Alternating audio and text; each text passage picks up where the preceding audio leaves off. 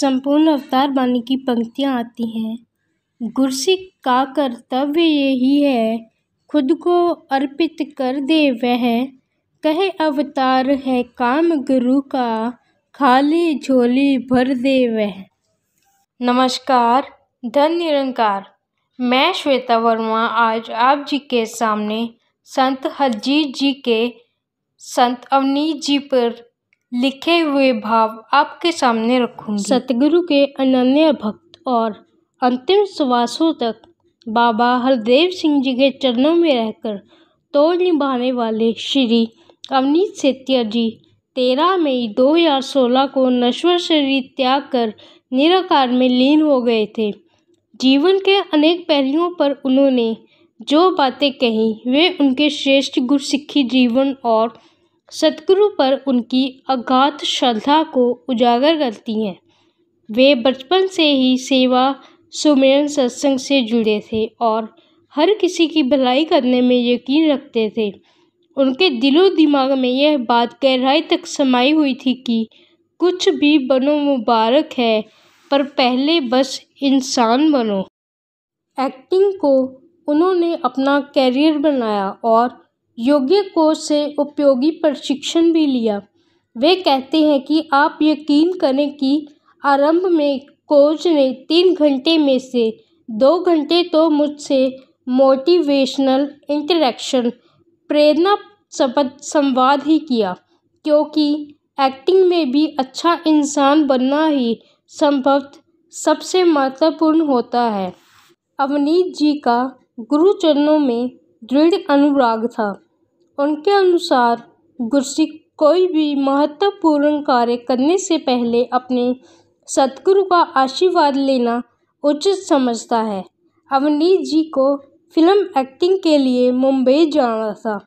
जाने से पहले उन्होंने बाबा हरदेव सिंह जी महाराज के चरणों में सिर रख दिया। सिर उठाया तो बाबा जी ने फरमाया कि एक्टिंग के लिए जा रहे हो तो एक्टिंग ऐसे करो जैसे ज़िंदगी जी रहे हो और ज़िंदगी ऐसे जियो जैसे एक्टिंग कर रहे हो।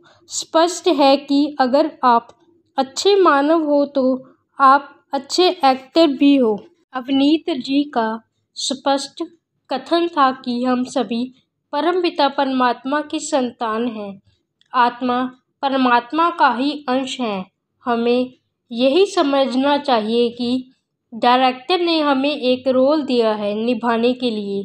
मेरा सतगुरु ही मेरा डायरेक्टर है, जो मुझे बता रहा है कि मैं तुझसे ऐसा कैरेक्टर चाहता हूँ।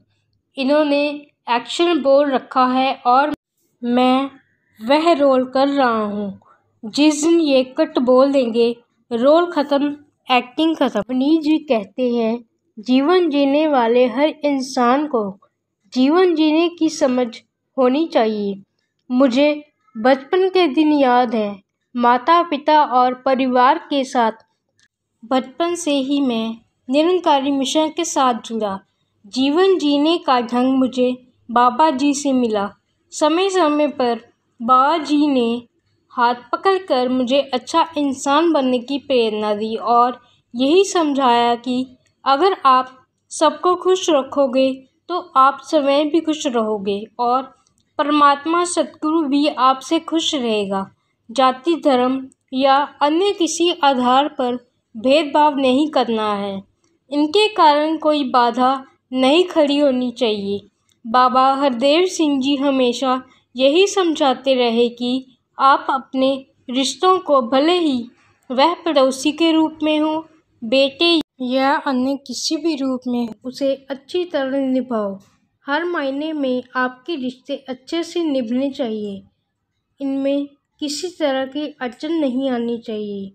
हम सभी इस सर्वशक्तिमान परमात्मा से जुड़े हुए हैं। इस रूप में हम सभी एक ही हैं। इसलिए किसी को कुछ मिल रहा है और मैं वहाँ बैठा जलता कुलता रहूं, यह ठीक नहीं। अवनीत जी हमेशा खुश रहने का प्रयत्न करते थे। जीवन जीने के विषय में वे कहते हैं कि संगत में मैंने यही सीखा कि आप अपना काम ईमानदारी से करो और हमेशा खुश रहो। अपनी खुशी में ही नहीं, सबकी खुशी में खुश होना सीखो।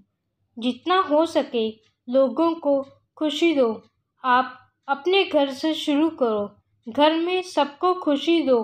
माता पिता को खुश रखो। अगर घर में सबको खुश रख पा रहे हो तो बाहर की खुशी भी स्वाभाविक है, मुबारक है। खुश रहने का उपाय बताते हुए अवनीश जी कहते हैं कि खुलने वालों के लिए जीवन में खुशी के अवसर सीमित से हैं, लेकिन अगर आप सबकी खुशी में खुश रह सकते हो तो आपके लिए हमेशा खुश रहने के अवसर हैं, क्योंकि दुनिया में कोई ना कोई तो खुश रहता ही है। उनकी खुशी में खुश रहो तो आपके जीवन में खुशी के अवसर ही अवसर हैं। धन्यवाद जी।